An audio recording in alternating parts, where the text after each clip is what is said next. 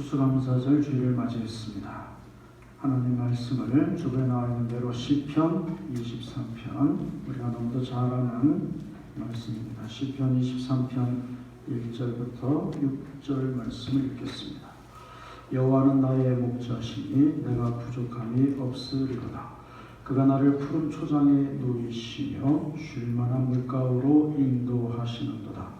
내 영혼을 소생시키시고 자기 이름을 위하여 의의 길로 인도하시는도다.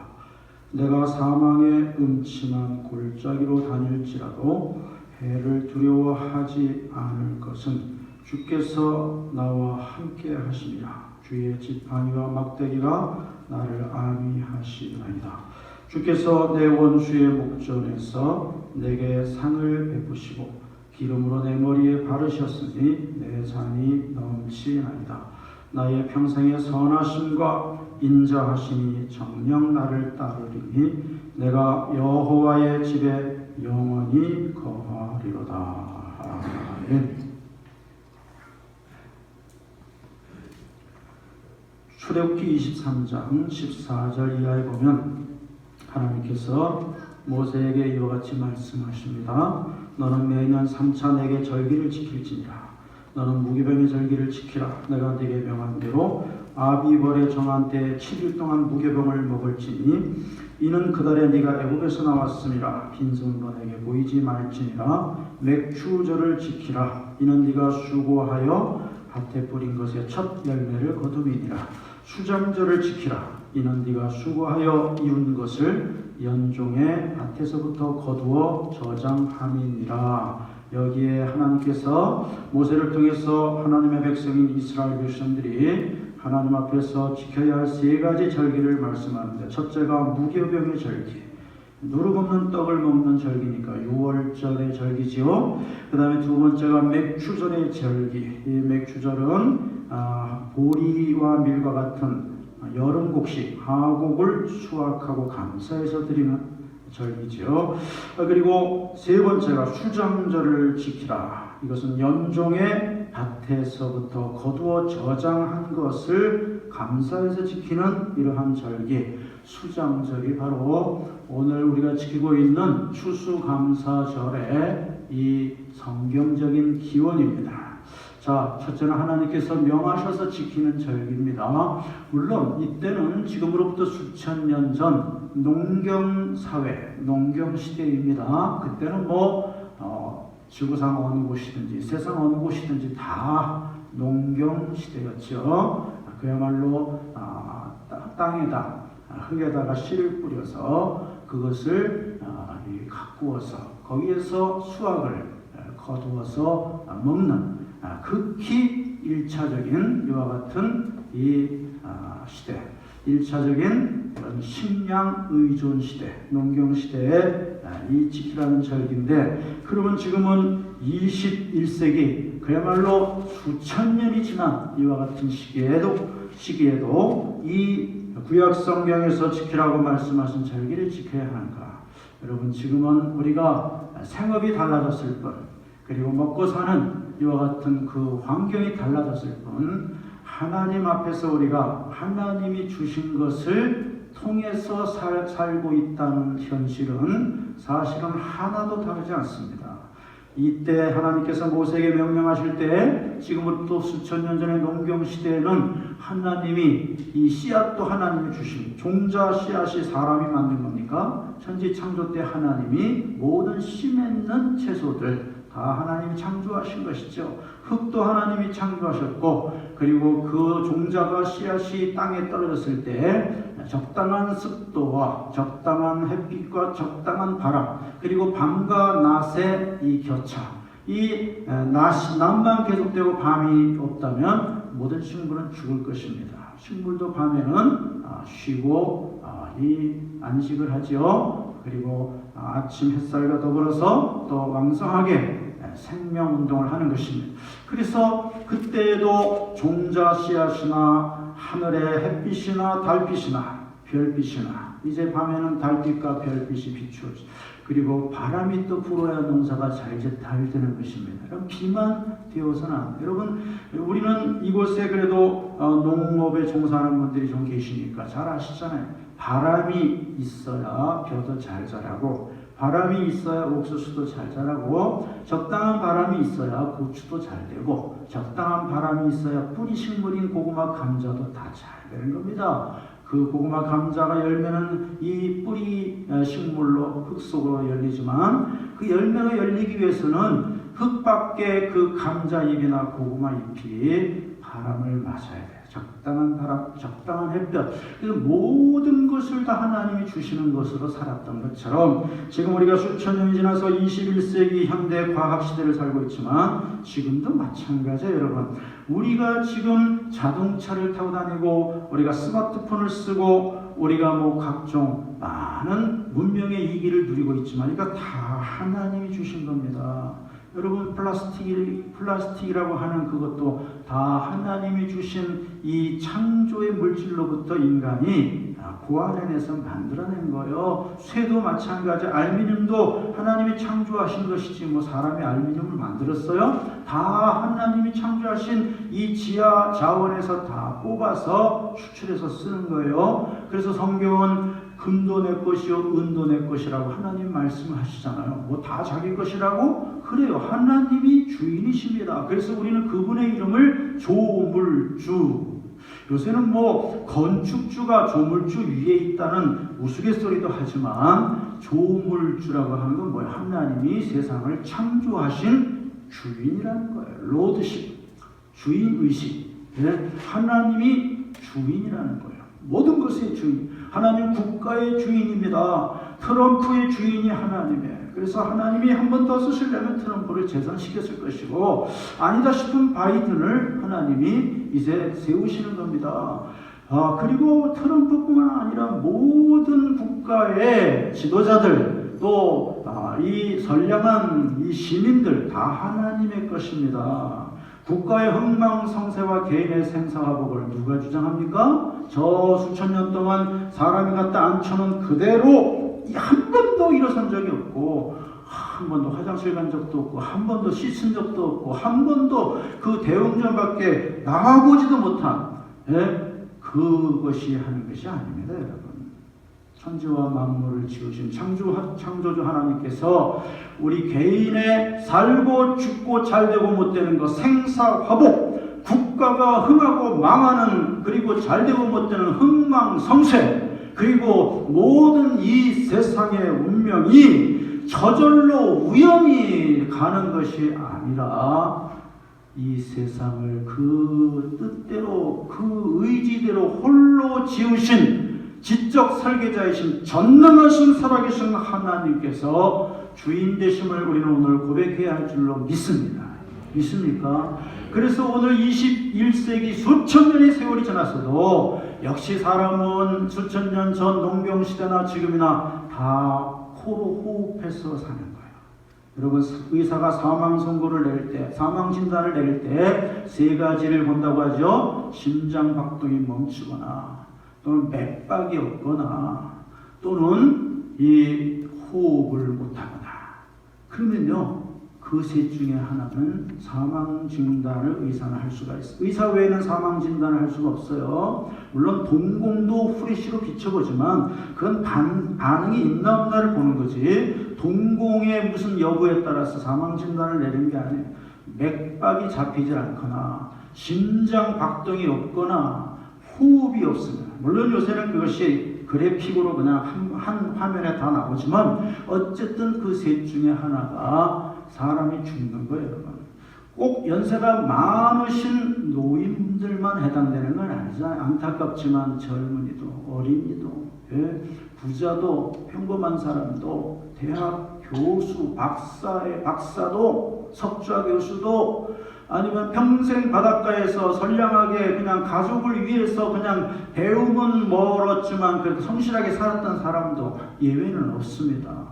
우리가 흔히 말하는 동서고금을 막론하고 남녀노소를 막론하고 사람은요, 하나님이 오라고 부르시면 가는 거예요.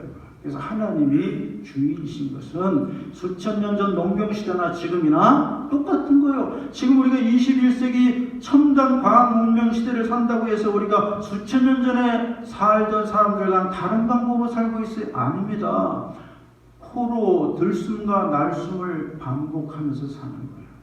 그래서 산소가 들어가서 이 혈관을 타고 이 전신으로 말해요. 이 심장을 움직여 주어서 이 영양소라든지 혈액이라든지를 다 공급해줘요. 이 들숨이 없으면 안 되는 거예요, 여러분. 네? 뿐만 아니라 우리 사람은 먹고 사는 것도 지금 접시 위에 그릇 위에 식탁 위에 담긴 내용만 다른 거지, 다 하나님이 주시는 하늘과 땅과 바다의 식물을 가지고 우리가 먹고 사는 거예요.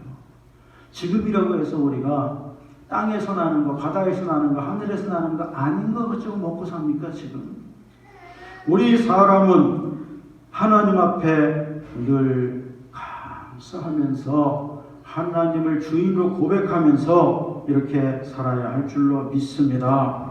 현대 사회는 각종 첨단 과학 문명의 이기를 누리고 또 어느 때보다도 풍요를 누리고 살고 있지만 그러나 행복해 하지 못합니다. 여러분, 지금 우리 손에 스마트폰 하나면 전 세계의 소식이 다 옵니다.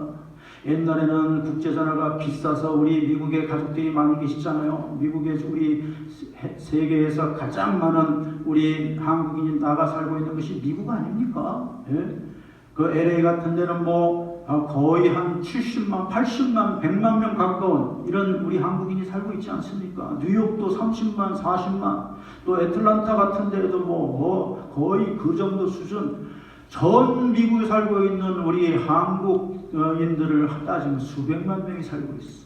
근데 옛날 같으면요, 국제전화가 이 전화 요금이 비싸가지고 벌벌벌벌 떨었어요. 001, 0007 이 전화 조금만 하면은 가족들 막 바꿔주면서 빨리 짧게 해라 빨리 끊어라. 어마어마하게 비쌌으니까.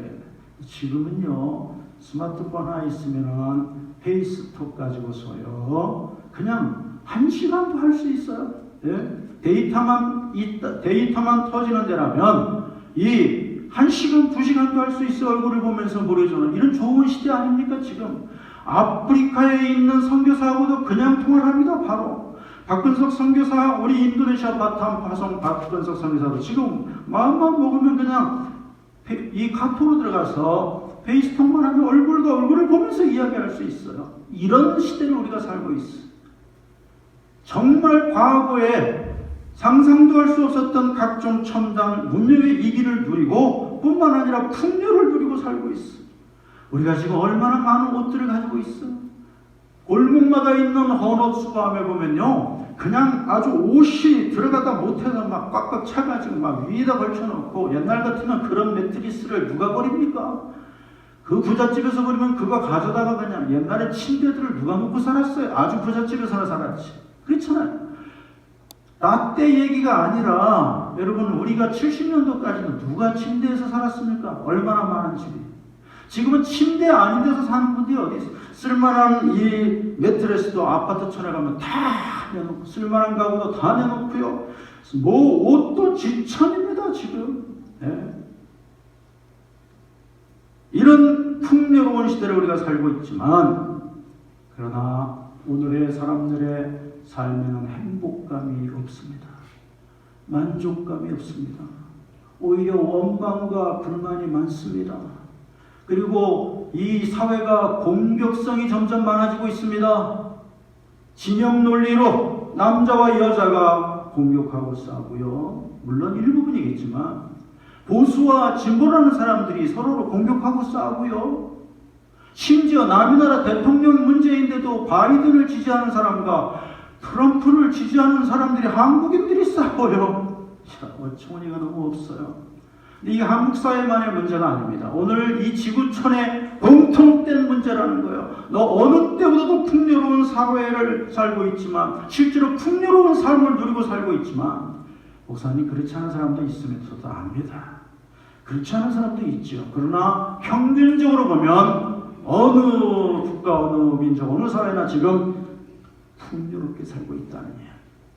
그런데도 다 행복하다고 하지 않아요. 만족감이 없어요. 오히려 무엇에 쫓기고, 그리고 늘 불안해하고, 그리고 늘 원망이 있고 불평이 있어. 그렇지 않은 분들도 많이 있습니다.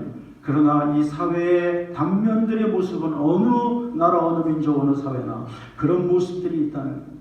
그래서 진영 논리로 싸우고, 지역 나누고 싸우고, 보수 진보 나누고 싸우고, 심지어 한국 사람들만 그런지 모르지만 남자와 여자가 젊은이들이 싸우는 거 보십시오. 가관도 아닙니다. 뭐 한남 한여 하면서 우리 한국 사람들끼리 서로 비하하면서 한국 남자의 그 꼴볼견이라는 거죠. 한남. 또 남자들도 지지 않고 한여, 한국 여자들의 꼴볼견이라는 거예요. 젊은 아이들 중에서 일부 이러고 지금 살고 있어. 이것이 무엇입니까? 오늘 풍요와 여러 가지 이기를 누리고 있지만, 그러나 그것들이 우리에게 행복과 만족을 갖다 주지 못한다는, 오히려 그 가운데에서 점점 인성이 황폐가 되어지고, 정서가 메마르고, 그리고 이웃과 멀어지고. 그래서 옛날에는 도시에서나 아파트 옆집에 누가 사는지 모르고 산다, 옆집에 누가 사는지 모르고 산다 그랬지만, 이제는요, 대한민국 이 농촌지역 군 읍, 면, 리에도 점점 그런 모습으로 살아가고 있어요. 이 모든 것의 원인이 어디에 있다고 생각합니까, 여러분? 어디에 있다고 생각합니까? 오늘 우리가 추수감사절인데, 저는 또 저뿐만 아니라 많은 사람들이 이 모든 것의 원인은 감사할 줄 모르고 있기 때문이다. 감사할 줄 모르고 있기 때문에, 감사가 실종되었기 때문이다라고 진단하고 있습니다. 우리가 매일매일의 삶 속에서 진정으로 감사하는 생활을 하지 않고 있기 때문에, 그리고 그렇게 감사하지 않는 삶을 사는 이유는 하나님께서 이미 나에게, 우리에게 베풀어 주신 그 놀라운 은혜와 사랑을 우리가 망각하고 있기 때문에, 아니면 불신자들 같은 경우는 처음부터 깨닫지 못하고 있기 때문에 감사할 줄 모른다. 오늘 내가 살아가고 있는 모습은 똑똑하고 열심히 살아온, 그리고 잘난 나이에 열심히 일한 대까지 누가 나를 보태어줘서, 누가 나를 도와줘서 이렇게 살고 있는 게 아니다. 다 내가 힘들고 어려운 상황 속에서도 다 내가 애쓰고 열심히 살아서 오늘 내가 이렇게 사는 거지, 누구에게 감사하냐? 이것이 오늘 현대인들의 특징이지. 불신자는 불신자들대로 하나님을 모르니까, 또 우리 성도는 성도대로 감사해야 된다고 알고 있지만, 오늘 예배를 시작하면서 제가 기원성구로 읽은 데살로니가전서 5장 16절 이하에 항상 기뻐하라, 쉬지 말고 기도하라, 범사에 감사하라, 이는 그리스도 예수 안에서 너희를 향하신 하나님의 뜻이니라 라고 하는 걸 우리가 너무도 잘 알고 있으면서도 성도라고 할지라도 실제로 감사하면서 살아가 그렇지 못한 것 같아요. 하나님께 감사하는 삶에서 하나님뿐만 아니라 눈에 보이는 사람에게도 감사해. 내 사랑하는 부모님에게 감사해. 내 사랑하는 가족들에게 감사하고, 그리고 어려운 일이 있으면 함께 뜨겁게 기도해주고 위로해주는 우리 믿음의 가족들에게 감사하고, 다음에는 그들이 나를 위해서 기도해줄 수도 있어. 그런 상황이 벌어질 수도 있어. 또 목회자에게 감사하고. 목회자의 길이 간단한 길은 아닙니다, 여러분. 저는 제 아들들 중에서 신학을 공부한다고 했을 때 절대로 저와 제 집사람은 신학하라고 얘기 한마디도 안 했어요. 왜냐하면 너무도 어려운 길이기 때문에. 우리 선배들은 더 어려운 길을 가셨는데, 그나마 우리들은 그래도 편안한데도 그래도 쉽지 않은 길이라 자식들에게는 제가 하나님 뜻대로 그렇게만 기도했어요. 근데 아들들 중에 신학을 한다고 할 때는 감사하면서도 염려가 됐어요. 여러분, 목회자의 길이 간단한 길은 아닙니다. 여러분들의 아드님들 중에서도 목사님들 계시잖아요. 사위들 중에서도 계시잖아요. 여러분들의 따님들 중에서도 목사님, 사모님 계시잖아요. 우리 교회도 목사님 자녀들을 둔 이 권사님들 제가 헤아려 보면 거의 10명 가까이 돼요. 거의. 여러분 목회자들의 수고를 기억하고 너희 영혼을 위해서 자기가 회개할 자인 것처럼 경성하는 그들을 위해서 기도하라 라고 성경은 말씀하고 있어요. 그래서 여러분들이 목회자에게 감사하는 마음을 가지면 여러분들이 축복을 받습니다. 왜? 그 목회자를 손에 붙잡고 계시는 분이 누구예요? 주님이시잖아요. 요한계시록 1장에 보면 오른손에 7뼈를 붙잡고 7 금촛대 사이로 행하시는 이가 계신다 했어요. 주님이. 그 오른손에 7뼈를 붙잡았다는 것은 소아시아의 7 교회의 사자들을 붙잡고 계십니다. 여러분, 건전한 목회자들은 다 하나님이 붙잡고 계시는 줄 믿으시기를 주님의 이름으로 축원합니다.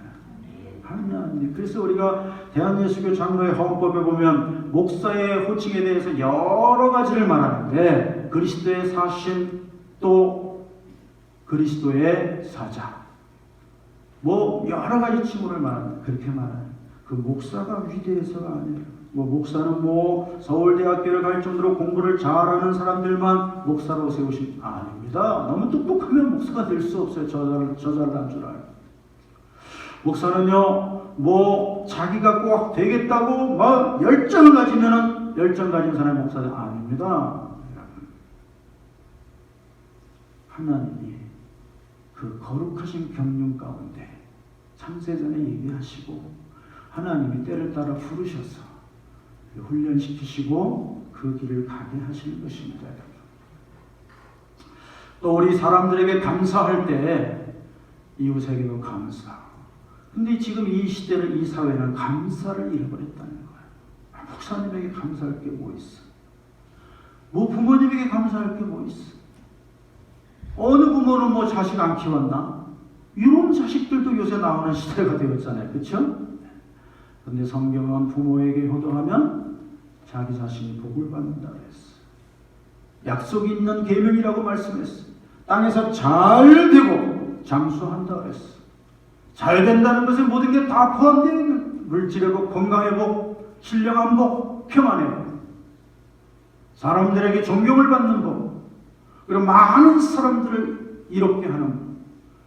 여러분, 우리는 감사가 실종된 이런 시대를 살고 있습니다.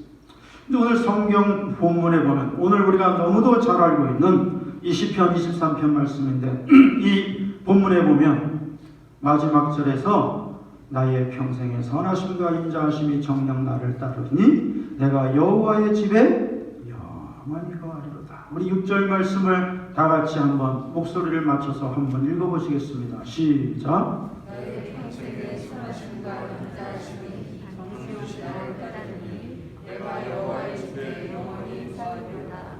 여기 보니까 나의 평생에 그랬습니다. 나의 평생에 선하심과 인자하심, 하나님의 선하심과 인자하심이 정녕 반드시 나를 따르리니 나와 함께 해주실 것이니 내가 여호와의 집에 영원히 거하리로다. 여러분, 시편 23편 정도는 우리가 6절까지밖에 안 되니까 성경에서 가장 유명한 말씀, 전 세계 그리스도인들이 가장 사랑하는 말씀이니까 이 정도는 우리가 외워야 돼요. 외우실 수 있죠? 네, 이 정도는 외워야 돼요.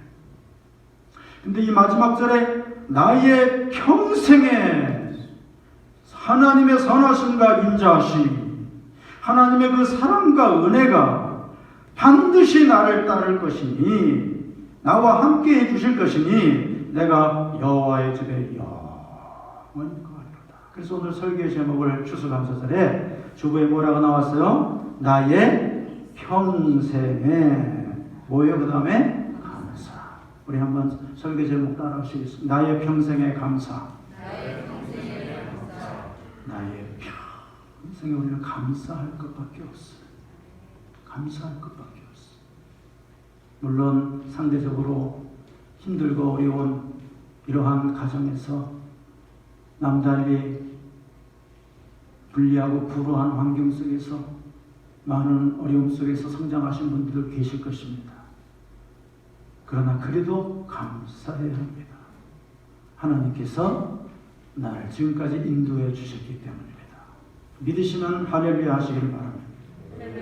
할렐루야. 여러분, 평생이라는 말이 무슨 뜻입니까?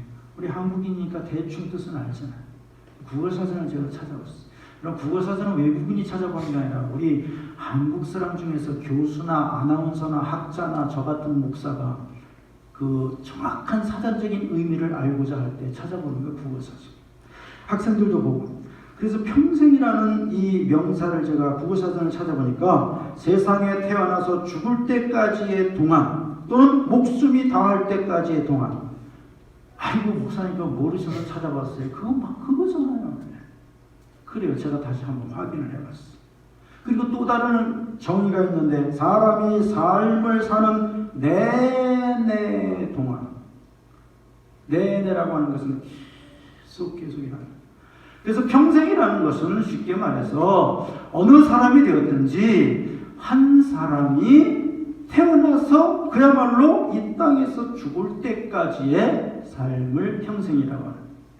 그런데 오늘 이 시편 기자는 이 다윗은 말이야, 이 가장 아름다운 이 고백의 시인 이 시편 23편에서 마지막 절에서 나의 평생에 하나님의 그 선하심과 인자하심, 하나님의 선하심과 인자하심은 하나님의 그 무한하신 사람. 우리 사람은요, 화를 내잖아요. 성이 나면 막 무섭잖아요, 어느 사람이든지.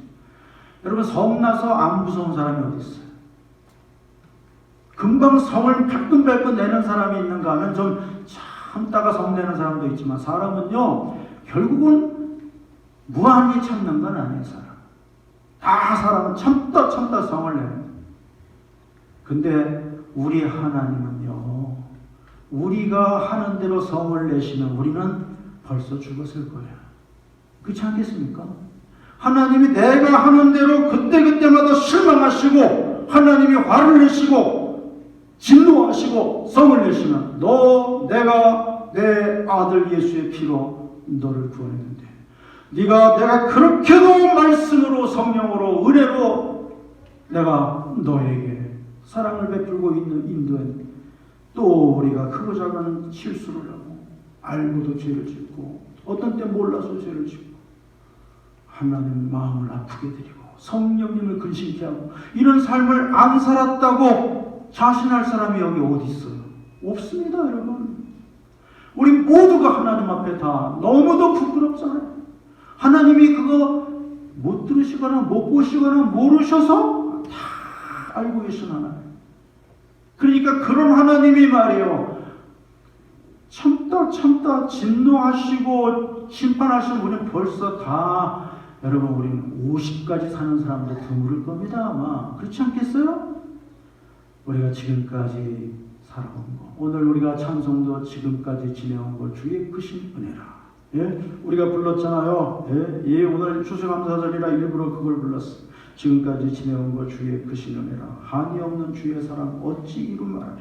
자나깨나 주의 손이 항상 살펴주시고 모든 일을 주 안에서 형통하게 하시다. 아이고, 찬송 부를 때는 아주 가사가 정말 이렇게 아주 정확하고 똑똑하고 아주 다 이렇게 사는 것처럼 부르지만 우리가 이렇게 못 살았잖아요. 여러분, 지금까지 내가 살면서 하나님의 인자하심과 하나님의 선하심, 하나님의 그 무한하신 사랑이 나에게 베풀어 주셔서 지금까지 살게 된 것을 감사하시기를 주님의 이름으로 축원합니다. 우리 하나님께 감사합니다. 고백하겠습니다. 하나님 감사합니다. 주님 감사합니다. 성령 하나님 감사합니다. 여러분, 이 시편 23편에는요 푸른 초장도 나와요. 쉴만한 물가도 나와요. 여호와는 나의 목자시니 내가 부족함이 없으리로다. 그가 나를 푸른 초장에 누이시며 쉴만한 물가로 인도하시오. 얼마나 좋습니까? 푸른 초장이 나오고 쉴만한 물가가 나와요. 뿐만 아니라 이 시편 23편에는요 사망의 음침한 골짜기도 나옵니다. 여러분 오늘 시편 23편 4절부터 갑자기 확 변하잖아요. 1, 2, 3절에서 평화로운 아주 아름다운 이런 분위기에서 4절에서 갑자기 내가 사망의 음침한 골짜기로 다닐지라도, 여러분 이 시편 23편이 보여주고 있는 이 우리의 일생에는 푸른 초장과 같이 평화로울 때가 있고 쉴만한 물가와 같이 기쁘고 좋을 때가 있습니다. 그런데 우리가 일생을 살아오면서 사망의 음침한 골짜기와 같은 이런 생각지 못했던 시련과 고난과 환난과 역경을 당할 때도 있어요. 여러분 그렇지 않은 사람이 어디 있어요? 지금까지 살아오면서 생각지 않았던 어려운 일들.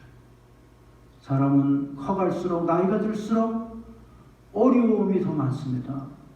아주 어린 시절 부모님 슬하에 있을 때에는 여러분 우리가 무슨 근심이 있겠어요. 그저 철없을 때 그때가 행복했잖아요. 근데 사람이 말이에요, 고등학교를 졸업하고 대학생이 되고 대학생에서 군대를 갔다 오고, 남자 같은 경우에, 여자들 같은 경우에 이제 대학원 졸업하고 시집을 가고 이제 자기 가정을 만들고 그 다음에 자기 가정에서 둘이 살다가 자식이 생기고 그 자식이 점점 또 커가고 이런 가운데 사람들은요 나이가 들수록 어려운 일들이 더 많이 생깁니다. 여러분 질병이 생기고 사람 문제 때문에 고민이 생기고 가정에도 늘 행복하기를 원하지만 그러나 가정에도 원치 않는 어려운 일들이 생기고, 그것이 죄악 세상에 피할 수 없는 불가피한 이와 같은 우리들의 삶의 모습 아닙니까? 그게 바로 사망의 음침한 골짜기. 이 사망의 음침한 골짜기에서 죽은 사람들도 부지기수예요. 교통사고, 질병으로, 범죄의 희생으로, 각종 재난과 재해. 여러분 태풍이 올 때 돌아가신 분들 계시잖아요. 태풍이 올 때 아주 튼튼하고 아주 좋은 집을 평생에 고생해서 잘 지어놓고 이제는 내 집에서 이렇게 잘 사는 줄 알았는데 산사태가 휩쓸고 나오고 막 갑자기 돌아가신 분들도 계시죠. 이 사망의 음침한 골짜기에서 돌아가신 분들도 많고, 돌아가시진 않았지만 많은 눈물과 많은 고민과 고난을 겪는 분들. 이 시편 23편은요 푸른 초장과 쉴만한 물가와 같은 기쁘고 행복한 순간도 있고, 사망의 음침한 골짜기와 같은 고난과 역경과 시련과 아픔의 순간도 있다는 거예요. 뿐만 아니라 원수도 등장합니다.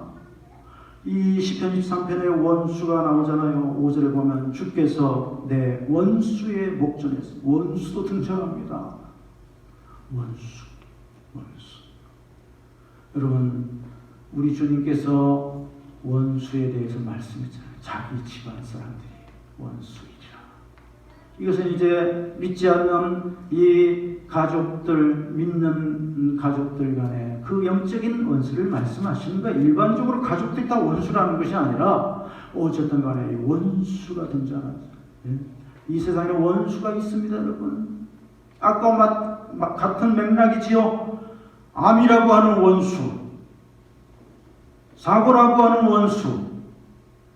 요새는요 묻지마 범죄가 얼마나 무섭습니까? 여러분 묻지마. 길가에서 생명부지의 사람에게 흉기를 휘두르고, 엊그제도 그런 일이 서울에서 일어났어요. 여러분 이 원수가 등장합니다. 사업을 하면서 원수가 생기고, 사회생활을 하면서 원수가 생기고, 장사를 하면서 원수가 생기고, 정치하는 사람들은 불구대천의 원수들이 되어 있고, 계층 간의 원수가 있고, 내 삶에 사탄 마귀라고 하는 원수가 할 수만 있으면 하나님으로부터 나를 떼어놓으려고 역사를 합니다. 오는 사자같이 할 수만 있으면 우리를 넘어뜨리려고 한다고 성경은 말씀하고 있잖아요. 사탄 마귀가 배고파서 울부짖는 맹수 사자와 같이 할 수만 있으면 믿는 우리를 하나님의 자녀인 우리를 넘어뜨리려고 역사하잖아요. 이것들이 다 원수입니다. 시편 23편에는 푸른 초장과 쉴만한 물가와 같은 기쁘고 보람되고 행복한 시간들이 왜 우리에게 없겠어요? 우리 다 지나본 그런 시간들이 있었죠. 우리 시집장가가고 우리 서로 결혼할 때 좋았잖아요. 이 여자하고만 살면, 이 남자하고만 살면 그냥 아주 행복할 것 같은 그런 시절이 있었잖아요. 또 우리가 자식을 낳아서 딸이든 아들이든 다 키운 다음에 시집장가 보낼 때 얼마나 기뻤어요, 우리가. 예? 신랑의 엄마 아버지, 신부의 엄마 아버지일 때 다 행복하잖아요. 이제 저 자식 가서 잘 살기만 하면 된다 이제. 왜 기쁘고 보람된 때가 왜 없었겠어요? 다 있잖아요, 우리가. 그런데 사망의 음침한 골짜기도 있고 원수도 있다. 원수막이 섰다. 죄악. 세상에 죄악 세상 때문에 일어나는 어려운 일들, 이런 것도 있다는 거예요. 그러나 또 반면에 원수의 목전에서 하나님께서 내게 상을 베푸신다. 이 상은요, 특상, 대상, 우수상 이런 상이 아니고 밥상을 말해요. 하나님께서 원수가 보는 앞에서 상에다가 음식을 차려가지고 먹어라. 얼마나 고생했냐, 얼마나 힘들었냐, 얼마나 수고했냐. 이 시편 23편은요 수천 년 전에 쓰여진 시편입니다. 그래서 이렇게 표현하는 거예요. 지금은요 밥 한 상 차리는 거 아무것도 아니잖아요. 전화 한 통 하면 피자도 오고 족발도 오고 보쌈도 오고 다 오잖아요 지금은. 근데 수천 년 전에는요 밥 한 상 차려가지고 그것을 주는 것이 큰 위로였어요. 그래서 너를 괴롭히고 너를 해치려고 그렇게 끈질기게 역사하는 그 원수가 보는 앞에서 보란 듯이 하나님께서 상에다가 차려서 먹어라. 얼마나 힘들었냐, 얼마나 아팠냐, 얼마나 무서웠냐. 여러분, 오늘날에도 우리가 힘들고 어려울 때 이런 말을 해주는 사람이 있으면 좋아요, 안 좋아요? 좋잖아요. 내가 죽을 병에 걸렸어도, 노수원 목사가 죽을 병에 걸렸어도, 그래서 몇 개월 못 산다고 해도 누군가가 와가지고 목사님 힘내세요. 목사님은 만에 하나라도 1년을 못 살고 돌아가신다 할지라도 목사님 하나님 앞에서 상급이 클 겁니다. 그렇게 말해 카톡을 보내주든지, 요새 병원안도 못 가니까, 아니면 전화를 해주든지, 아니면 옛날 같으면 찾아와서 눈물을 흘리면서 그렇게 위로해 주는데 행복한 거예요. 그런데 말이야, 아무리 돈이 많고 아무리 사업이 크고 아무리 큰 집에서 살고 있어도 죽을 병에 걸렸는데 찾아오는 사람, 전화해 주는 사람도, 그러면요 그건 정말 이미 죽은 거예요. 여러분, 오늘 주님께서, 하나님께서, 성령님께서 여러분에게 말씀하십니다. 얼마나 힘들었냐. 내가 너를 일생을 내가 지켜보았을 뿐만 아니라 너의 일생을 내가 도와주고 이끌어 주었다. 자나깨나 주의 손이 나를 인도해 주셨다고 찬송가를 부르는 것처럼 그렇게 내가 해줬다. 지금도 내가 너와 함께하고 있다. 힘내라. 나는 인생이 아니다. 나는 전능한 여호와 하나님이다. 내가 너를 책임져 주겠다. 네가 어디로 가든지 내가 너를 떠나지 아니하겠다. 내가 너를 인도해 주겠다. 그와 같이 원수의 목전에서, 원수막이 사탄의 보는 앞에서, 그리고 여러 가지 힘들고 아프고 어렵게 하는 문제들 앞에서 하나님이 오늘 여러분들에게 거룩한 상을 베풀어 주시는 것을 보시기를 주님의 이름으로 축원합니다. 그것을 받으시기를 주님의 이름으로 축원합니다. 그것을 먹으시기를 주님의 이름으로 축원합니다. 여러분, 하나님은 살아계십니다. 하나님은요 살아계셔요. 나는 죽습니다. 언젠가는 내가 무슨 100년을 살겠어요, 200년을 살겠어요. 그러나 하나님은 영원히 살아계십니다. 그 하나님이 오늘 이렇게 말씀하십니다. 푸른 초장에 질무하는 물가에 인도해 주겠다. 그러나 사망의 음침한 골짜기다. 이 세상은 왜? 죄악 세상이기 때문에. 원수도 있다. 질병이라는 원수, 실패라는 원수, 미움이라는 원수, 그리고 어려운 고난이라는 원수도 있다.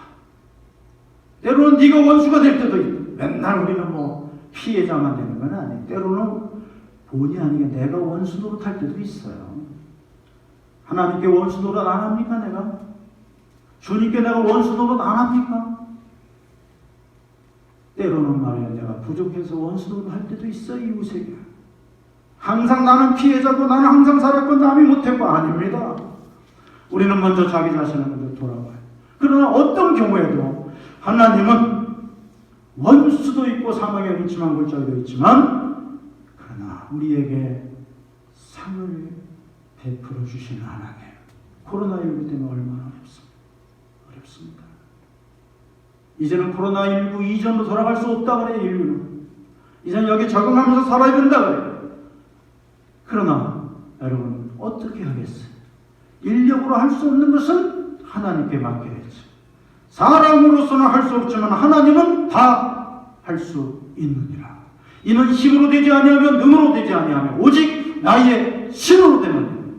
여러분 이 역경도 하나님이 주신 거예요. 아니, 하나님이 무능해가지고 교회들이 성도들이 다 코로나19 때문에 지금 문을 닫다시피 하고 예배를 제대로 못 드리고 믿음 없는 성도들은 막 다 떨어져 나가고 막 이러는데, 그런데 하나님이 능력이 부족해. 나도 이 코로나19는 워낙 전 세계적으로 다 지금 난리니까 6.25 난리는 난리도 아니고 이건 지금 전 세계적으로 다 나도 어떻게 할 수가 없어. 그런 하나님입니까? 아닙니다, 여러분. 하나님의 뜻이 계시는 줄 믿으시기를 주님의 이름으로 축원합니다. 우리 오늘 장로님도 말씀하셨지만 우리가 마스크 쓰기 전에는 찬송가 우리가 호흡에 답답함을 느끼지 않고 얼마나 우리가 잘 불렀어요. 이 마스크 쓰기. 근데 말이야 지금 마스크를 쓰고 부르니까 이제야 우리가 깨닫잖아요. 좀 더 감사할 걸, 좀 더 기도할 걸, 좀 더 말씀대로 세상의 소금이라고 했으니까 소금으로 살 걸 교회가, 소금으로 살 걸 성도가, 좀 더 말씀대로 세상의 빛으로 살 걸. 내가 그렇게 살지 못했고 우리가 그렇게 살지 못했고 교회가 그렇게 살지 못했어. 한국 교회가. 하나님이 말해요. 심술 부리시는 거 아니에요. 다 합력하게 선을 이루신 하나님의 역사가 있는 줄로 믿습니다. 정신 차리라는 거예요. 여러분 지금은요 영적인 추수의 때입니다. 눈을 들어 밭을 보라 희어져 추수하게 되었도다. 여러분 지금 알곡과 가라지를 구분하시는지 몰라요. 여러분 지금 이 코로나19 감염증이라는 것을 통해서 교회 진짜 그런 가운데에서도 말씀 붙잡고 기도하고 믿음 지키는 이런 성도와, 아이고 코로나19 때문에 교회도 못 나갈 때가 많았잖아요. 1년 내내 그랬잖아요. 그러다 보니까 핑계김에 가정예배를 드리고 온라인 예배 드리고 교회에 안 나오니까 아이고 참 일요일날 집에 있는 게 이렇게 좋았네. 시간도 놀러도 갈 수 있고 낚시도 갈 수 있고 산에도 갈 수 있고 바닷가에도 갈 수 있고 그렇게 한 주, 두 주, 한 달, 두 달 하다 보니까 아이고 어떻게 이렇게 교회를 내가 다녔었나. 이런 사람들이 생기기 시작했다는 거예요. 믿음이 부족한 사람들. 그런데 정신 차려야 됩니다. 지금 영적인 추수 때 알곡과 가라지를 하나님이 지금 가리고 계십니다. 주님 오실 날이, 재림의 날이 다가왔잖아요. 여러분 우리는 하나님의 뜻을 깊이 묵상하며 이래도 감사 저래도 감사. 여러분 감사는요 아주 높은 인격이에요. 여러분 돈 많다고 인격이 저절로 있는 거 아니잖아요. 그렇다고 가난하다고 인격이 있는 것도 아니고, 공부 많이 했다고 인격이 있고 그렇지 못하다고 인격 없고 아니잖아요. 여러분 인격이라고 하는 것은 쉽게 말해 사람다운 모습인데, 인격 그렇잖아요. 사람에게만 있는 거예요. 여러분 감사하는 인격은 높은 인격, 아름다운 인격인 줄 믿으시기를 주님의 이름으로 축원합니다. 여러분 아내에게 감사하시기를 바랍니다. 남편들만 따라 하시겠습니다. 사랑하는 아내여 감사합니다. 자기 아내를 쳐다보면서 얘기합시다. 시작. 사랑하는 아내여 감사합니다. 아니 이름을 부르자고 우리가. 자기 아내 이름, 자기 아내 이름 다 알잖아요. 그렇죠? 자 시작. 사랑하는 양예순 감사합니다. 우리 별이가 얼마 전에 거울에다가 글씨를 쓰는데 양예숙이라고 썼다고 우리 집사람이 아니 별이가 내 이름을 양예순인데 숙이라고 썼어. 깜빡했겠지. 여러분 이름을 불렀어요. 아내들 사랑하는 남편 감사합니다. 시작. 사랑하는 남편님 감사합니다. 이름을 불러요. 남편 이름. 아내들 시작. 크게 좀 해요. 시작. 사모만 한번 해보세요. 시작. 빨리 해. 시간 없어. 시작. 안 들리는데? 했어요? 윤 권사님 했어요? 내가 부족한가 봐. 잘못했어요. 네. 우리는 감사하는 인격이 아름다운 인격이에요. 부모님께 감사하세요. 사랑하는 부모님 정말 감사드립니다. 시작. 사랑하는 부모님 정말 감사합니다. 천국 가셨어도 부모님을 감사합니다. 우리 성도들에게 감사합시다. 사랑하는 중앙교회 믿음의 가족 여러분 참 감사합니다. 시작. 사랑하는 철원 중앙교회 믿음의 가족 성도님들 참 감사합니다. 여러분 우리가 이 옆에 성도가 없으면 교회가 얼마나 황량하겠어요. 권사님만 있으면 얼마나 황량하겠어요. 장로님만 있으면 얼마나 황량하겠어요. 우리는 다 서로 위해서 기도해주고 우리가 왔을 때 얼굴들이 보이면 반갑고 힘이 나고 그런 줄로 믿습니다. 할렐루야. 그래서 우리는 하나님께 감사합니다. 오늘 추수감사절에 이 믿음 가지고 왜? 하나님 보세요. 20편 23편에 원수도 시시각각 출몰하고 사망의 음침한 골짜기도 이 땅에 있지만 하나님은 우리에게 원수가 보는 앞에서 상을 베풀어 주시고 위로해 주시고 얼마나 힘들었냐, 얼마나 고생했냐, 얼마나 무서웠냐, 얼마나 실망했습니까? 뿐만 아니라 나의 평생에 하나님의 선하심과 인자하신 그 증명할 수 없는 그 무한한 가장 가치가 있으면서도 가장 값없이 주시는 그 사랑 나의 평생에 인도해 주셔서 이 20편 23편의 마지막은 뭐예요? 내가 여호와의 집에 어떻게 거한다고요? 영원히 거하리로다. 이 사랑을 우리는 지금도 받고 있는 줄로 믿습니다. 앞으로도 이 사랑을 하나님이 주시는 줄로 믿습니다. 오늘 추수감사절에 우리는 잃어버린 감사를 다시 회복하고 가정에서 감사하고 그리고 교회에서 감사하고 이 세상에서도 우리 감사. 국가와 민족이 아무리 어지러워도 대한민국이 있기 때문에 우리가 사는 거예요. 대한민국 무너지면요, 전방 무너지면요, 우리가 어떻게 이렇게 옷을 입고 어떻게 예배를 드리고 어떻게 일을 하고 저 공산당 내려오면요, 아이고 저 독종들 당장의 반동들이라고 기독교인들, 경찰 가족들, 공무원 가족들, 목사들 당장에 다 그냥 이 인민재판에 가지고 그냥 얼마나 무자비합니까? 6.25 때 겪어봤잖아요. 우리 국가에도 감사해요. 좀 안심스러운 일들이 있지만 그래도 우리 대한민국이 있기 때문에 우리 한국교회가 있고 우리가 있고 내 사랑하는 어린 손자 손녀들이 마음껏 뛰놀고 학교도 가고 그러는 거예요. 이 대한민국을 있게 하시는 분이 누구예요? 하나님이 지켜주시는 줄로 믿습니다.